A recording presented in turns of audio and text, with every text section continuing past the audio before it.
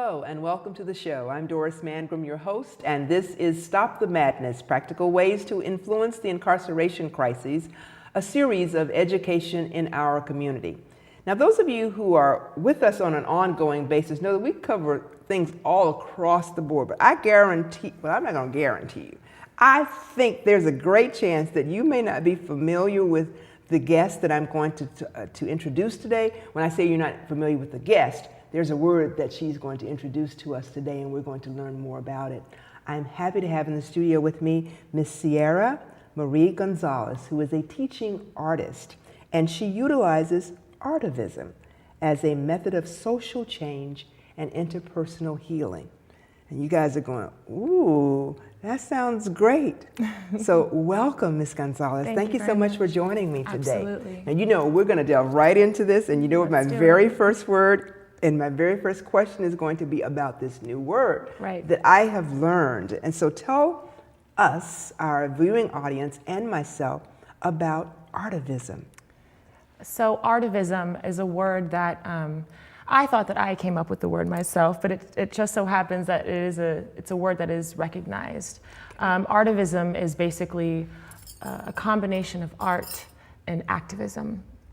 So for me, it's how do we utilize art as a practice for activism? How do we utilize art as a practice for social change and interpersonal healing? So that's essentially what the word. Okay, so now you've told us the how-to of it. Sure. And that you're utilizing it. So how do you actually put those two together in the work that you're doing? Sure. So in my daytime job, I am a teaching artist. I travel Northern California with a fantastic group of people through a program called the Resilience Squad. And we travel to underserved youth, to their schools, to whatever programs they may be involved in, whether that be a continuation school program or a program for teen moms or group home programs. And we teach them we give them and work with them to discover tools towards social, emotional, and mental resiliency. Wow, So, wow. yes. So how do you identify the schools, or do people call you because they know you do the work, it's word of mouth, or how did you get into this? I'm just zeroing, at first I was zeroing in on the Artivism, now I'm zeroing in on the Resilience Squad that are the groups that you help. How do you find them? So the Resilience Squad is a program through the Kaiser Permanente medical organization, and it's a way to combat or to solve for the mental health crisis that's going on with our young folks in our communities.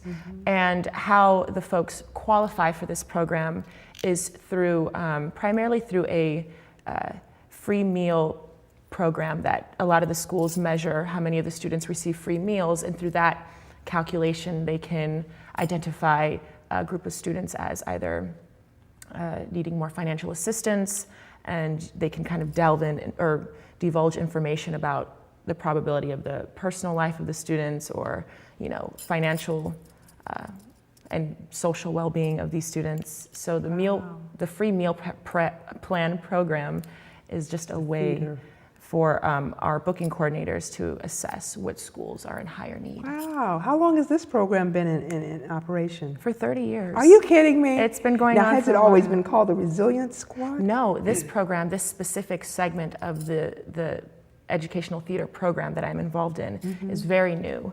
They just had their pilot season. I feel better now. Last year. It is very new, and during that season they were doing a lot of refining the work, really mastering the arts of the workshops, and doing research, just seeing how this plays out into the schools, how are the medical practitioners and the community folk going to benefit and learn more about how this rewarding is this now? So you said, well, I said, and that you told me what Artivism was in terms of working in the areas of healing and advocacy and activism. Yes. So let's kind of separate each one of those out and tell our viewers what would Artivism look like in terms of advocacy? What would be the types of things that one could expect to receive from Artivism if we're looking just at the advocacy piece of it? Sure.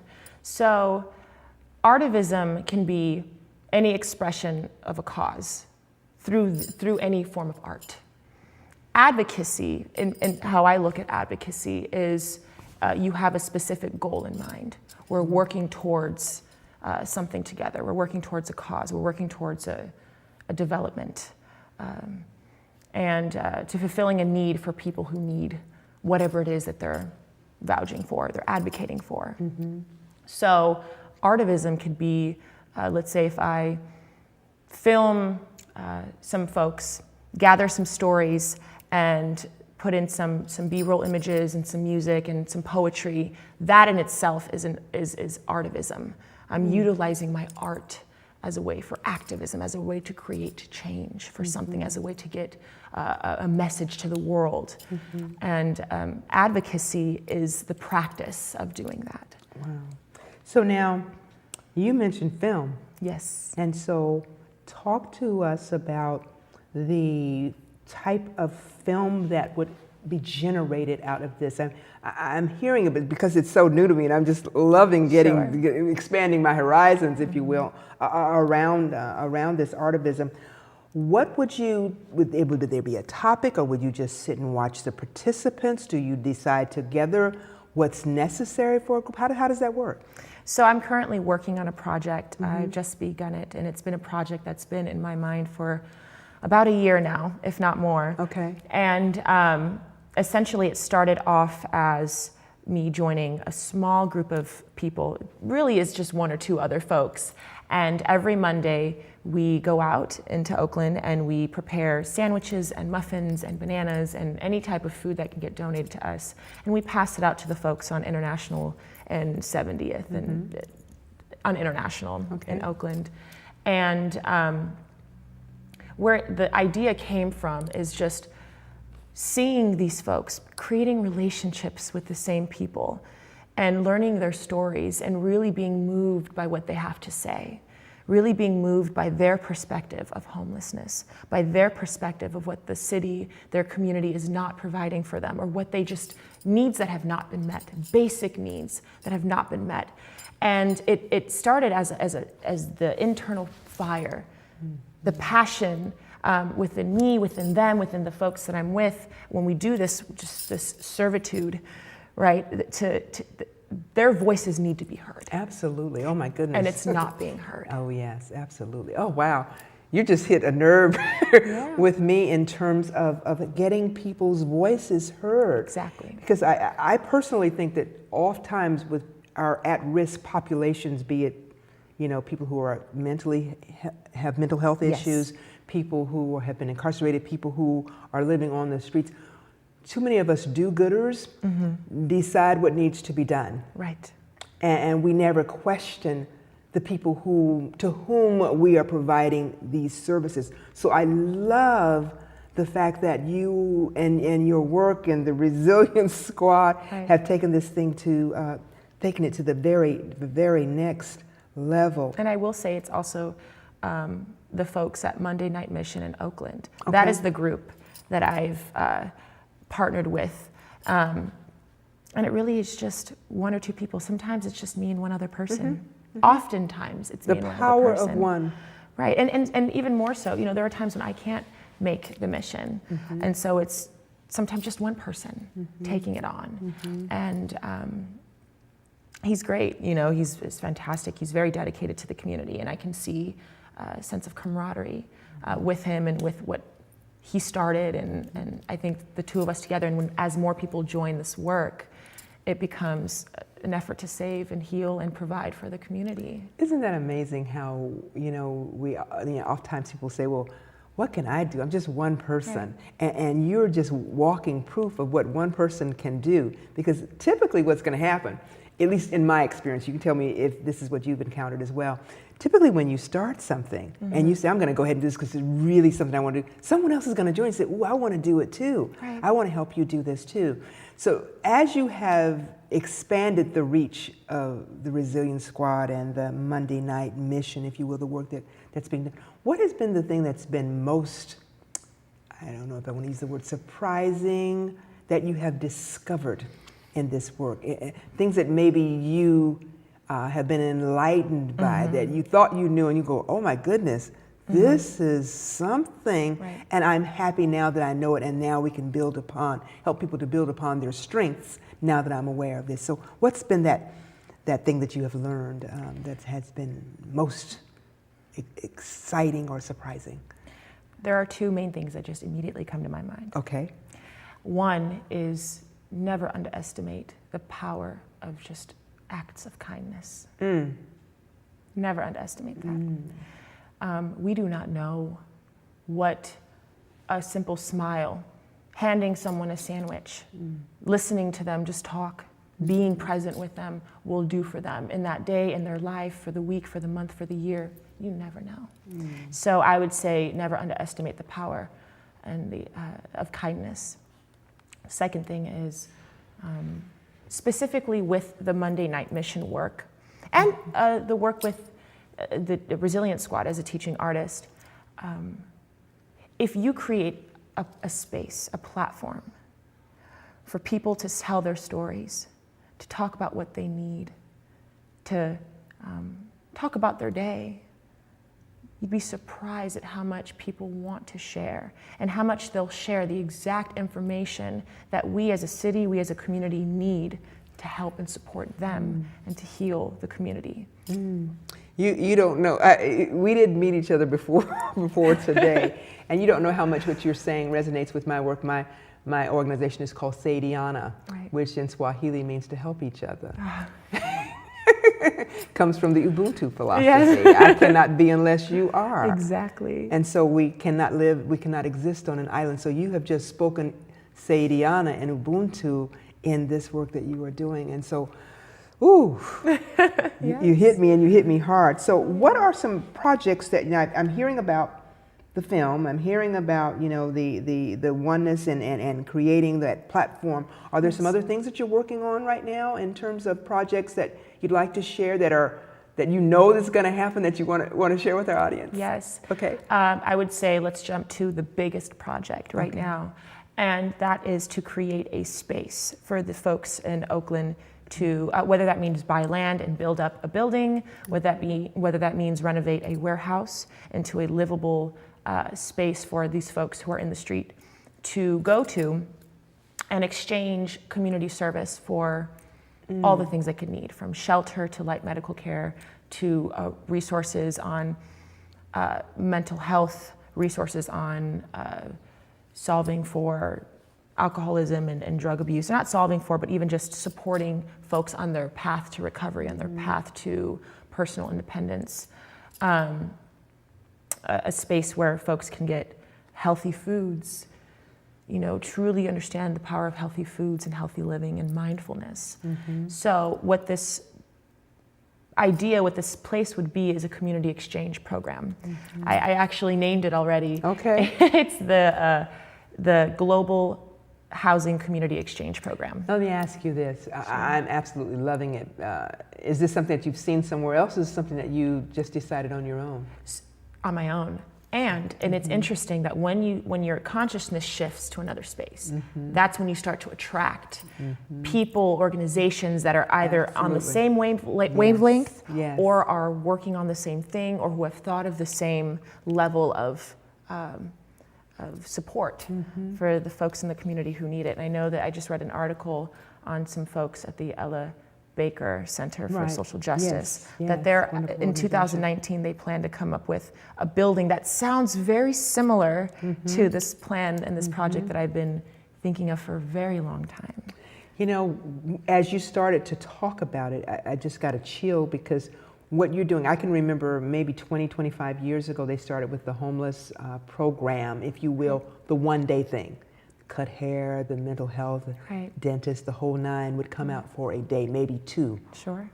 So what I'm loving about what you're saying, you're talking about for the long haul. It's sustainable. You're talking about a place that is their own. Yes. It doesn't mean you've got to go change your lifestyle if you're there by choice. Right. Because everyone who's homeless, and I wanted you to speak to that too. Everyone who's homeless or as a lifestyle is not always because they can't do differently. Right. So now that we're there, I have other questions that I want to, but now that we're at that place, Talk to our audience about what you find in terms of the people that you encounter in this work.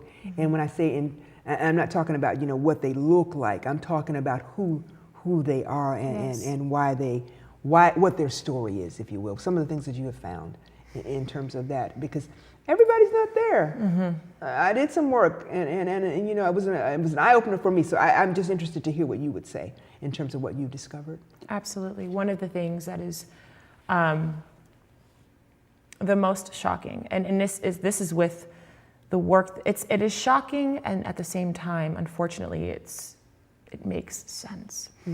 One of the things that I found in the work that I do with the homeless, as well as the work that I do with the youth, and primarily the homeless, is like the majority of them are black and brown bodies, black and brown folk.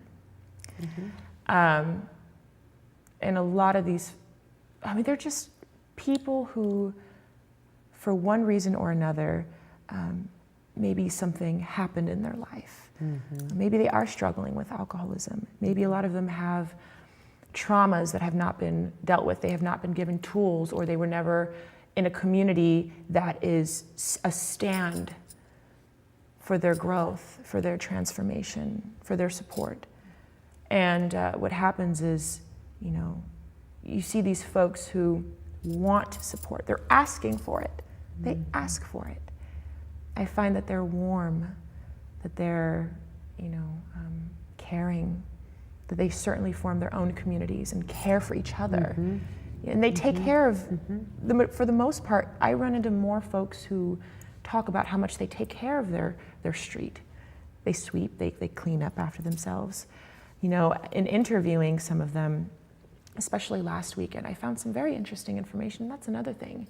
You find out information that you would not find out otherwise. Or if you were to go to a city council meeting, or if you were to have a conversation with a senator, there are certain things that they would not tell you, or maybe they don't even know, that happens on the front lines of where these issues are happening, that these folks who are living there, who witness it every day, tell you like it's nothing. Right. They tell you as if it's just as ordinary as the day of the week. But you're there helping. And too. I'm there to film it, to capture it. Yes, you care.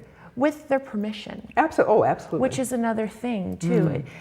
A lot of folks, they want to go in and film people, but that's also, it can be invasive.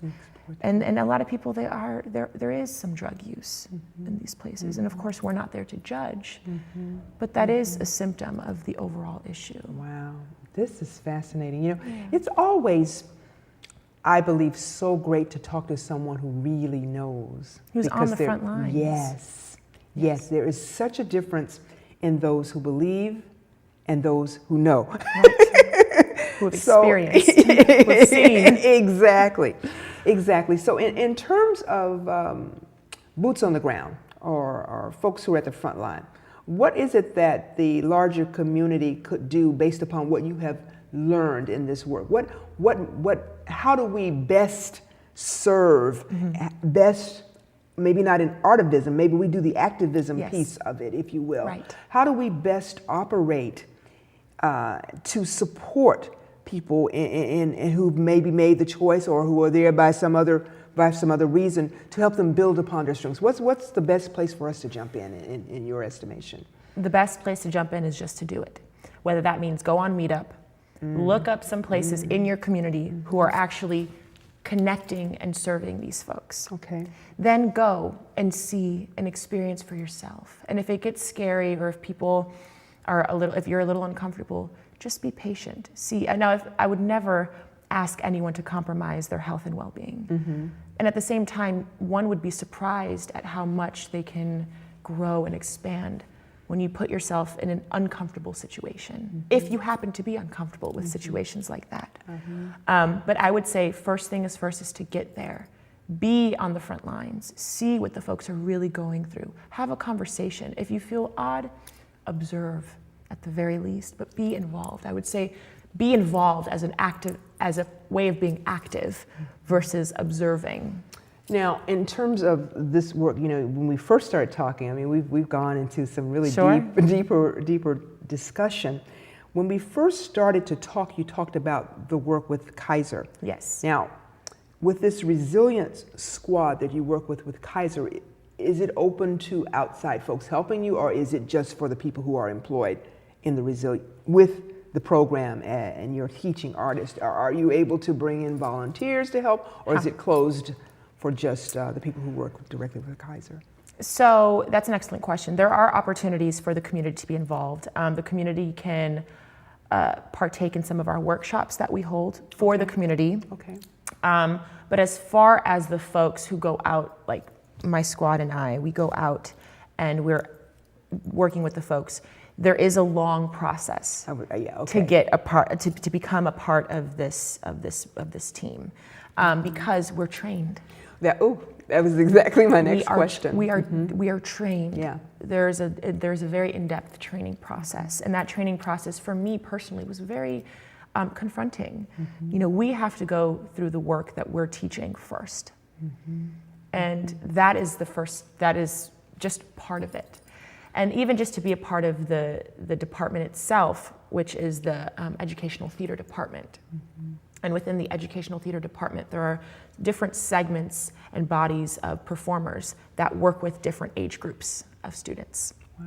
Resilience Squad works with high school and young adults. And as I mentioned before, it's a new program, and it's part of the community health initiative that Kaiser is having. So it's a free program. Wow. That's another element. It's free. So these schools can call us, book us, as long as they meet our requirements for the specific time requirements that we request to work with the students. Say that again. Teachers, people, educators that are working in schools that this young lady might be able to help. You want to hear what she just said. Oh my goodness. For free. Wow. So there really is, I mean, there's no excuse not to be exposed. So is it Kaiser's across the board, Kaiser's Bay Area, or is it something just that it's a pilot or? So it's my understanding that the Resilience Squad, the specific work that we are doing as a way to promote tools, resilience as a way to solve for mental health, that is specific right now towards Kaiser Northern California region. Right now we're connecting with other groups in other parts of the country to train them, to give them a lesson plan of what we do so that they can train their own folks. And we're also working on an initiative to provide our workshops for teachers and educators so that the gift keeps on, it's a gift that keeps on giving. You know, what I'm loving about hearing you and watching, from observing things on television and just being out and about in the community is I'm seeing healthcare facilitators becoming so much broader in the way they're approaching. And so this is evidence of that work, and so I'm just loving it. So let's talk about your current focus as an artist. Now, I don't know if we've already talked about it already. More or less. Okay, so is there something specific that you want to make sure that our audience is aware of that you do, and how you do that? And also, I don't know if I asked you how you got into this work. So encompass your answer, and in your answer, please encompass all of that. Okay, there is a couple questions in there. Yeah, there are. So which one do you want to grab first? Let's talk about how I started with this work. Okay. And we'll go way back. All right. We're getting close to our end, so. Right. So it started with my father being a filmmaker. Okay. And really encouraging me to use my art as a way to express. With this specific work, I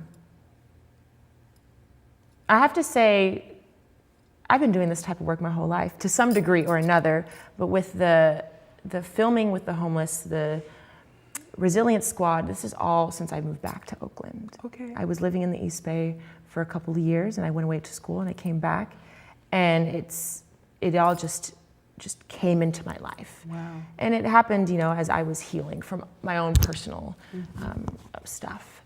And I found that the source, the truth, is what's been there all along.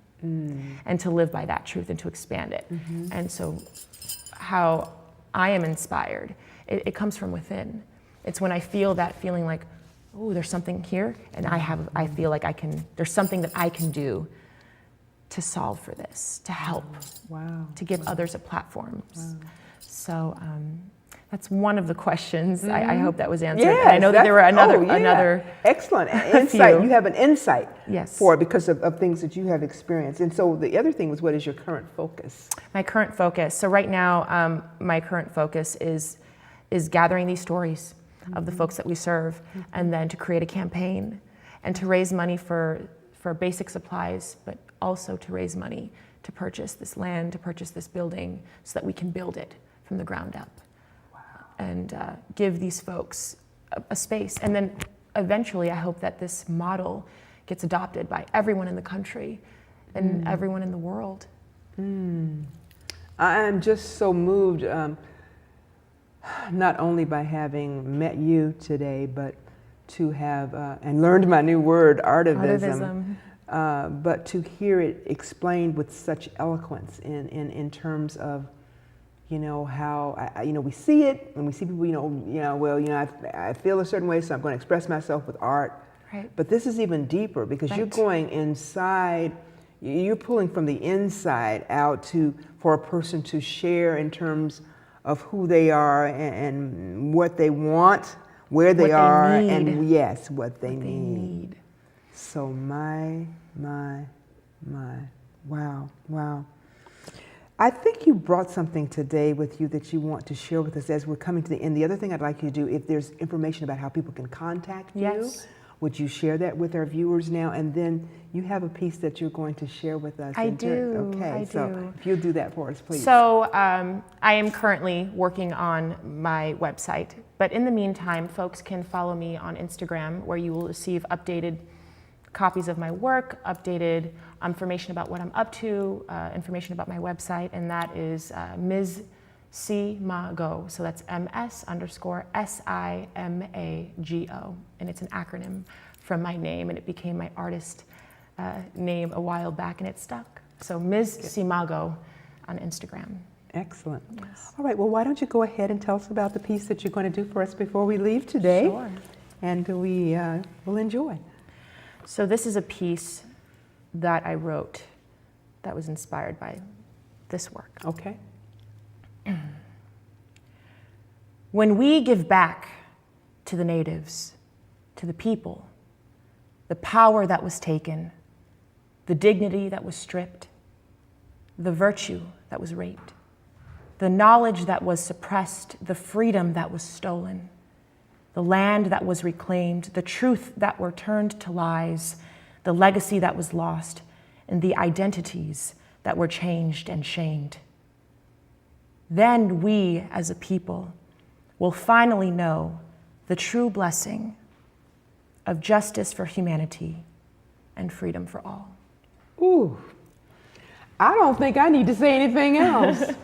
That is so beautiful, Ms. Gonzalez. It has truly been an honor to have you on the program today, and like I said earlier, to share with us about the great work that you're doing. So those of you that have heard the words that she said, recognize that all people are people. Everybody's a part of humanity.